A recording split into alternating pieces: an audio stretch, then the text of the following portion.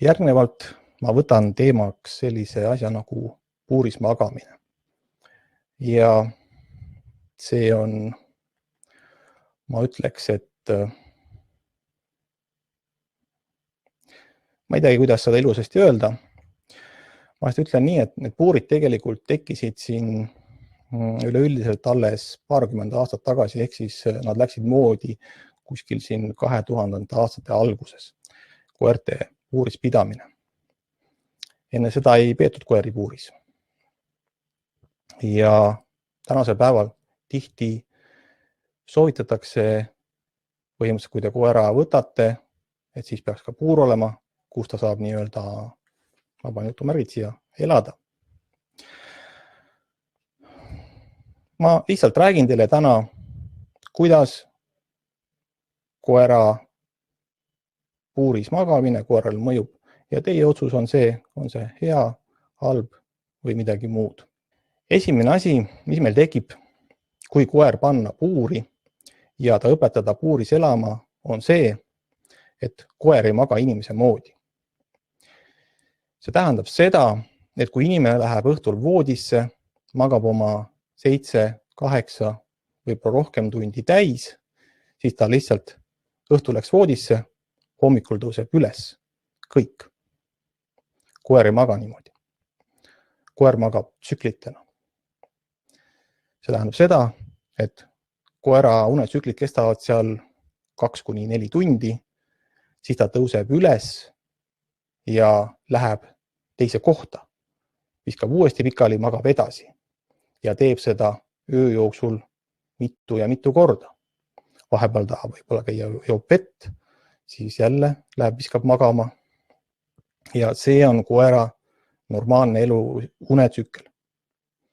Niipea kui me koera puuri paneme, oleme me talt selle osa automaatselt juba ära võtnud, sest ta ei saa seal ringi liikuda ega kuhugi minna. Järgmine probleem on see, et enamik puure ei ole piisava suurusega. Lihtsalt ei ole. Et siin ei olegi nagu midagi lisada selle peale. Et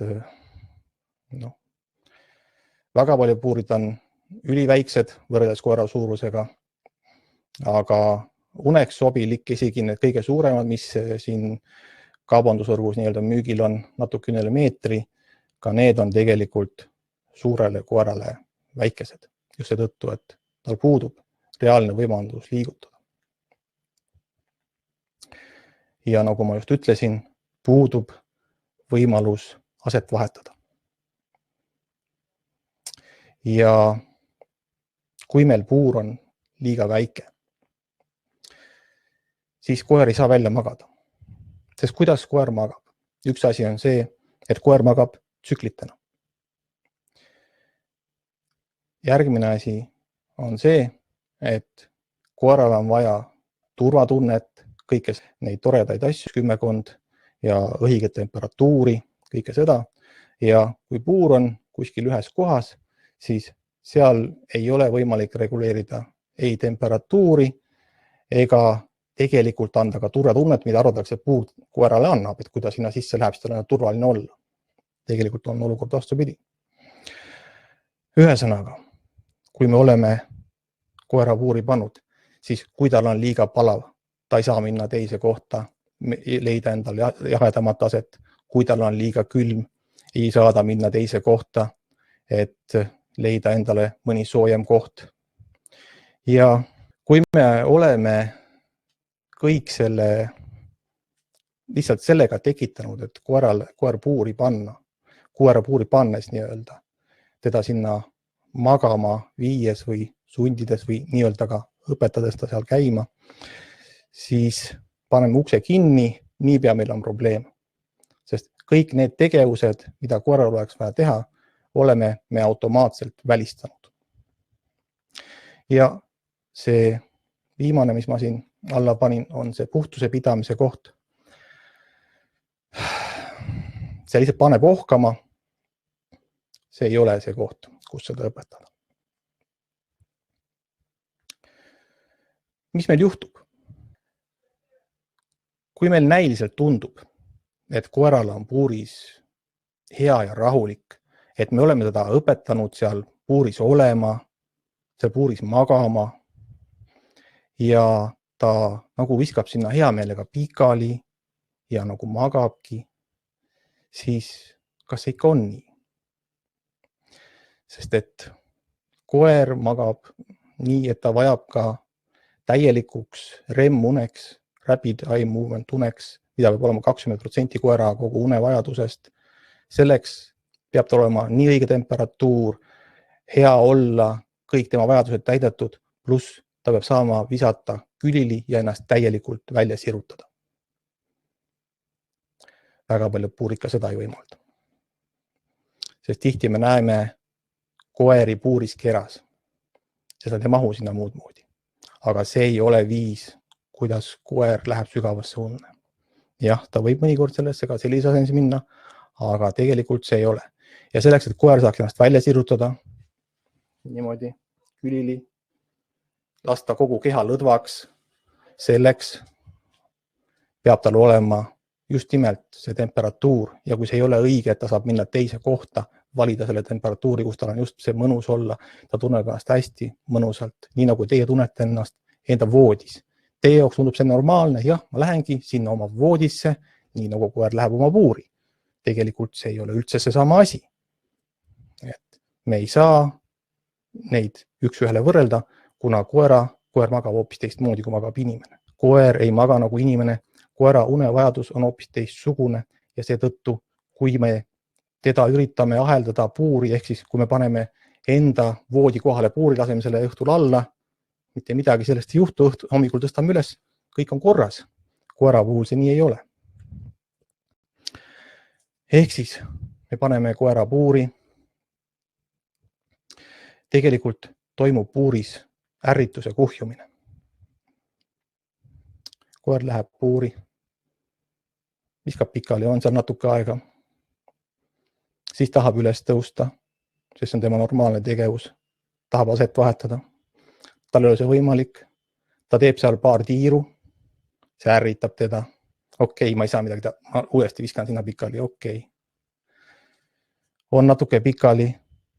Juhtub sama asi. Öö jooksul juhtub seda võib-olla 4-5 korda. Ja kui koer on päeval puuris, juhtub seda veel sama palju kordi. Ainuüksi sellest, et koer tahaks aset vahetada. Kui seal lisanduvad need küsimused, et see temperatuur on vale, tal on liiga külm, liiga palav või tal lihtsalt ei meeldi seal puuris tegelikult olla, enamikele koertele ei meeldi, siis me oleme pidevalt kuhjanud sinna lihtsalt ärritusi juurde koerale. Ja näiliselt ei pruugi need välja paista. Näiliselt võib olla nii, et koer läheb hea meelega sinna puuri, sest sellepärast me oleme õpetanud ta sinna puuri minema. Ja kui te olete seda teinud, siis ärge sulgege seda ust koera tagant, jätke see uks lahti. See annab koerale selle valiku võimaluse, et juhul, kui ta tahab leida endale teistsuguse aseme, teistsuguse koha, siis ta saab seda teha.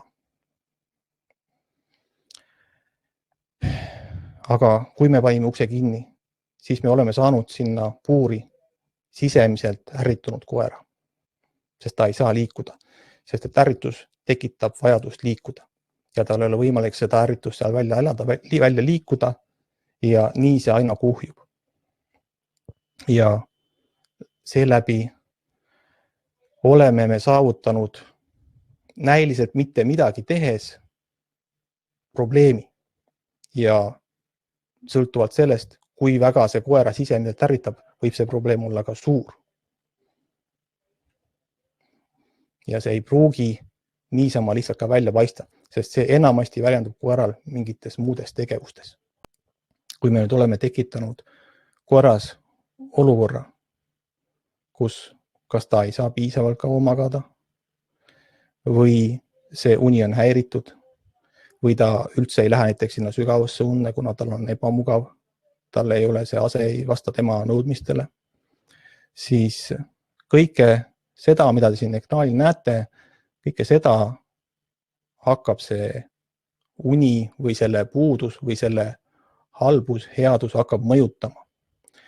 Ja kui see mõjutab päevast päeva, nädalast nädalasse, kuust kuusse ja halvemal juhul aastast aastasse, siis kõik need probleemid tegelikult kuhjuvad. Ja näiliselt ei milleski nii-öelda tehes, ei midagi tehes on koer võib-olla lihtsalt halvasti käituv või ta on ärritunud. See võib olla väga palju neid erinevaid väljendusi. Ja loomulikult need probleemid ei pruugi olla ainult unest, aga see on üks võimalus ja võib-olla üks osa sellest probleemist.